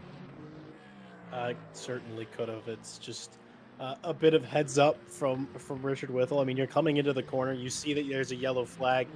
He sort of had enough time to gauge what was about to happen, sort of hoping, hey, don't go back on the circuit, don't go back on the circuit. Okay, he's coming back into the circuit. Let's do some avoiding. And Callum Kerrigan, the next to go past the Toyota, and we'll have a look now. Back on board with Billy Octane. He's back out because he did stop. I think it was about an hour and 8 minutes remaining in the race. So he managed to do almost an hour on a tank of fuel. I'm sure he did some fuel saving to get it that long. Maybe a bit of practice fuel saving at him, and figuring out what he can and can't do on the next lap He's out. or on the next race. And Thomas Walters, a ooh, I don't want to say it, but I feel like I saw that one coming. You sort of crashes breed crashes, and it's just locking the rears. He's lost his rear right wheel. He's lost his rear wing. He's probably stuck in the gravel. But there is a saying, Adam, and I'm sure you know it: crashes breed crashes. One time you damage the car, once you start making the same mistakes, your tires are absolutely boiled, and that could be something that happens. Well, I've heard of safety cars breed safety cars. Big crashes is a new one for me. I completely get where you're coming from, and I think that's kind of exemptuated with LMU in the sense that I mean that, you know, the way the tire model worked, you know, you had to kind of tune it back down after a mistake, not just to, you know, the 80 or 70% that usually works in real life, to about 20 or 30%, so you can kind of get that temperature back. And I'll tell you a little story as we have 7 minutes left to go, and very, very little batting going out on the circuit. But that kind of Whittle Toyota moment was very, very similar moment I had. I had a charity event a couple of years ago, and I'll move away from story time for a moment. This is Van Driesche locking up that front. Look how long that lockup was from Van Driesche. The BMW having a bit of a moment there, and Milan van der Becker has gone straight on through. So that's our pole sitter dropping from second down to third.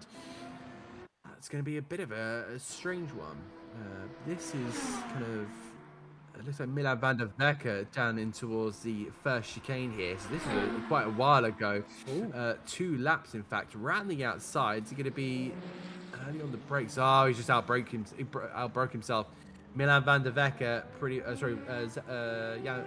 Zeno van Driesche, basically just looking in the mirrors, forgetting his braking point, and going straight off the racetrack. So unfortunate for him, but yeah, that kind of rejoin from the Toyota. I had a moment. It was Donington during a sim racing kind of a charity event. I saw an F4 car off on the left hand side, exactly the same as that. I decided to wave at it because I was going past it. Next thing I know, I'm being whacked on the right hand side and passed off into the barrier. That was between I think that was just before Coppice at Donington. So lesson learned: do not wave at cars that have recently gone off the track. You may find yourself being hit by them. Speaking of being hit, that Tucky in the barrier. Yeah, I think it's Jakob Tucky again. I'll be honest, I do feel very bad for sort of mentioning these cars over and over again and being like, oh, they're in the wall again. They're having an issue again. It is a statement of fact, but I still feel bad. We'll see. That's no. Well, I was gonna say it was sort of a late move on a GT3, especially when you're late in the race like that. But I'm surprised he got that deep into the braking zone before locking the rears and going round. And takes off. Brief yellow flag there. That time it was for Billy Octane. Spotted that one, but he seems to be all right. And speaking of Billy Octane and Jakob Tucky, because of their persistence, they've gained a position. They're both in the top 10 now, off of one less Toyota in the race, and there you go. So stick with it. Maybe you'll get lucky, maybe you won't, but it's a good level of persistence, good level of commitment, Adam, and racing is supposed to be fun, but I'm of the mind that also, even if it's a little bit unfun, stick with it anyway. You showed up, you may as well finish it out. Yeah, I completely get kind of that kind of mentality. You know, you're in this race for fun. See if you can potentially maybe gain anything. Just stay on the racetrack. See if you can gain a position. Martin Lorenk has been pretty formidable during this one. He's just kind of taking the bulls by the horn and absolutely run with this. He's going to be lapped there by one of the Toyotas. Hopefully, it won't have a moment into Michele Alboreto. I think the rear tried to pop out again from that Toyota, but yeah, it just doesn't seem like it didn't do it that time. But you can see there kind of the last laps around 4/10 of a second.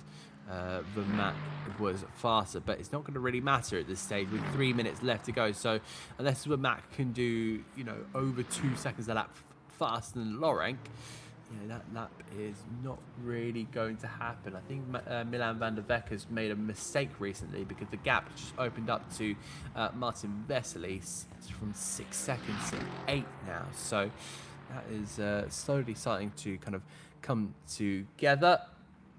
Kind of closing into this race, we've had a lot of entertainment, a lot of carnage, and I think kind of the fatigue of these drivers have become a reality. It's so difficult to drive these hypercars, so difficult to drive these LMGT3 cars, so difficult to kind of stay in the rhythm as well. But now, after everything so far, we kind of unraveled the story. Yeah, and as things come to an end, I come to the embarrassing realization that I have yet to mention and thank some of our partners that work with us here at RCI.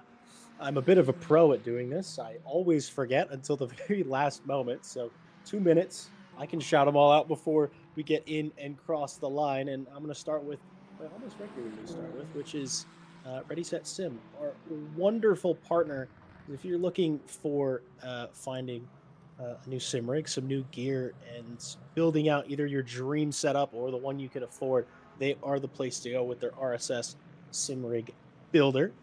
A wonderful, wonderful tool. And if you're thinking, maybe I don't know what kind of direct drive base I want, who I want to go for that kind of stuff, might I recommend Moser Racing. They are partnered with us, and I also use their stuff because it's super high quality and really, really well priced, super price competitive, super great. See if Marco Badowski maybe had a moment into turn one. It is a bit of a moment. That's sort of a sketchy place to end up, but heads up driving from the BMW to not cause another accident there. But no, Moser Racing, not just sim gear, but flight sim equipment as well as trucking equipment as we're getting ready to start the last lap. So the timer's really on for me. Once you get your sim rig, though, you need to start finding some games to play. Maybe you're not looking for sim racing, maybe you're looking for whatever, but you're always looking for deals. Head over to Green Man Gaming. Exceptional deals on exciting new releases, including games that have been out for quite some time. Always looking for deals over on their site. Super, super good stuff from them. And if you're looking to get up to speed, if you're looking to enhance your driving ability, head over to Coach Dave Delta. They have fantastic tools, fantastic setups, fantastic coaching, all available from their site. And also all of the information for all of our partners is available in the link below. Check them all out. They help us do what we do here and help us keep the lights on. So we appreciate them deeply. Our VR partner is Pimax. They have some of the most unbelievable virtual reality equipment you can get your hands on. Super high resolution, super amazing stuff. And we have an exclusive discount code with them. So if you're picking up some stuff, it'll save you a few bucks. It'll give us a few bucks. And everybody will be happy. And finally, a special thank you to Motorsport UK for having us as a recommended community. And that's time. I've done it. Here is Martin Vesely on a brilliant drive through the field to take victory here at round one at Monza, excuse me. We also have crossing the line in second position for LMGT3. We have Zach Vermaak as well. A great driver, him, maybe not working out perfectly, not having the pace, not having the strategy to beat out the man who's leading, Milan van der Beek. Late thrust through the field, it sort of looked like third was as best as he was going to do, but no, some mistakes maybe from Zeno van Drisha allowed him to snag that position from certain doom. So, the final spot on the podium. Here's Fabian Schmidberger and Billy Octane crossing the line in tandem. And here's Martin Lawrence. He was ahead of the leading hypercar, therefore he has to do another lap, which is why Zach Vermaak didn't. But his gap isn't that immeasurable. It's only about 8 9 seconds by the time they both cross the line. But an absolutely exceptional lap from him. We call him Check Jesus. He seems to be able to pull out miracles, and he did one today. A stellar second stint from him, and well, consistency is key. And Adam, he consistently drove himself to a victory. He did. Martin Laurent has been absolutely formidable. He'd been smart with, the race, kind of the build up of everything, and he's really taken on the second place guy of the MAC very, very well. Martin Laurent will come across the start finish line and take victory and a big 30 points in the opening round of the multi sprint race championship. As we can see, still a couple of drivers still out there just tracking away. Everyone is now done and dusted. So that is absolutely everyone now. So it looks like, I think, the Beckett is now just pushing Vesely. So this is not racing. This is just, yeah. It's gonna be an accident. Oh, Oh, oh, no. oh! I had a feeling there was gonna be a bit of an accident, but both cars going airborne, losing every bit of their car. Oh, my Here's more goodness hypercars. me. Martin Vaselli playing bowling. Oh, what a Best way way to to finish win! it. Best Best way to way. finish, of course. Oh, we get a replay that is briefly in the foreground. You see two cars going accurate. That's not the Oh, line. no. That's not the line. Oh. And strike.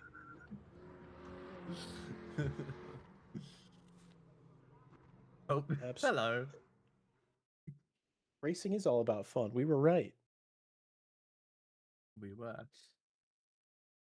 Well, that comes to the end of our kind of broadcast of the first round of the championship here at Monza. Well, that was quite an adventure, would you admit, Jack? Because there was just absolutely everything in that one. It was a little bit of everything. I think there was a lot of one thing in particular, and that was accidents. Many of those, a lot more than I would expect. Uh, I think it's down to drivers maybe not having touched the hypercars since last season, and the cars being pretty much entirely differently after the most recent tire update. And here is the standings, or sorry, the results after the race. Martin Vaselli taking victory from the jaws of defeat and going on a very mid-race surge and putting it together beautifully. Milan van der Vecken, same deal. Didn't look like he maybe had the pace for another position, but he did. It was beautiful. Zina van Driesche in third, Marco Badowski fourth, Richard Whittle fuel saving to an extra position just ahead of Callum Kerrigan in sixth. Kevin Boss, a quiet race from him, but some moments that I'm sure we won't soon forget. The squeeze maestro. I'm sure I can come up with a better nickname than that. But he's the man who squeezes. Jan McLovin Squeeze crossing the McGee. line. Squeeze McGee is better. We're getting there. Jan McLovin finishing in eighth. Tucky in ninth, and Billy Octane holding it together and never giving in, finishing in 10th. Walters DNF'd early. Raphael Huel as well, and a non-start for Shekerjiev. I'm going to be honest, I'm sighing deeply because we weren't sure if results were going to work. I'm so excited that they do seem to work. Martin Lawrence takes victory. Consistency is key, and strategy is perfect. Zach Vermaat takes second. Fabian Schmidberger jumping up to third place after some mistakes higher up in the field. Rybecki fourth. Gill fifth. Savage sixth. Townsend seventh. Moodley, Malcolm, and Kaneko round out the top 10 from Townsend down. It was some DNFs and a non-start for Mr. Whitburn, which I think Adam, we were missing a bit of extra V8 rumble today. I don't know. I just maybe next week we'll have a Mustang on circuit. Yeah, we were. I wish we kind of had that Ford Mustang GC3. As somebody who's kind of tuned in for a lot of GT World Challenge recently, to not have the Ford Mustang at the sprint event at Brands Hatch this year is going to be a massive shame. And I wish we kind of had that here. So hopefully we will be able to maybe have a little bit more, maybe add a Cadillac here, a Ford Mustang there. We need a bit more Americanized. Should we maybe, like, I don't know if the guys at RCI want to create a series where you can only use a Ford Mustang or a Cadillac. We'll have to I think maybe have a meeting about that. I think that would be called the Ted Edwards Racing Special if that were to be named. that probably that probably will do. But kind of, we've already summed the race. We've already summed the results. We've summed up the stories. And is there anything else we kind of want to say before we sign off? The only thing I will say, I know I just talked about them moments ago, but I will thank them again, is to our partners, Ready Set Sim, Coach Dave Delta, Green Man Gaming, Moser Racing, Pimax, and of course Motorsport UK. But I mean, I'm certainly excited for next week. There was some wheel to wheel there that was world class, and it's another start to what will hopefully be another strong multi sprint season. We are definitely in for one of those. So if you want to take a look at us on I believe it was Grid Finder. No, it wasn't Grid Finder. Grid Sim, something along those lines. Sim, I'll sim grid, Sim Grid. Oh sim, man, sim grid. it's been a night. To be honest, it's what time is it now? It's now about to go 9:30. So I'm probably gonna hit the haystack. But from myself, from Jack, and from the rest of the crew here at RCI, take care. We'll see you next week for more multi-class racing. Good night. You ready? 3, 2, 1, go. Get behind the wheel, let's go. Grip the road, feel the flow. Thunder roaring, steel alive. Live this dream and drive. Tires burning with gasoline. Push the limits, chasing green. One shot, don't slow. Go on, we'll take control. Engines scream alive tonight. Blazing past the red line. Outrun the night, won't lose this fight. Follow the road, red line for show. We're chasing taillights, don't let go. Under the stars, we'll go so far. This is who we are. Chasing taillights.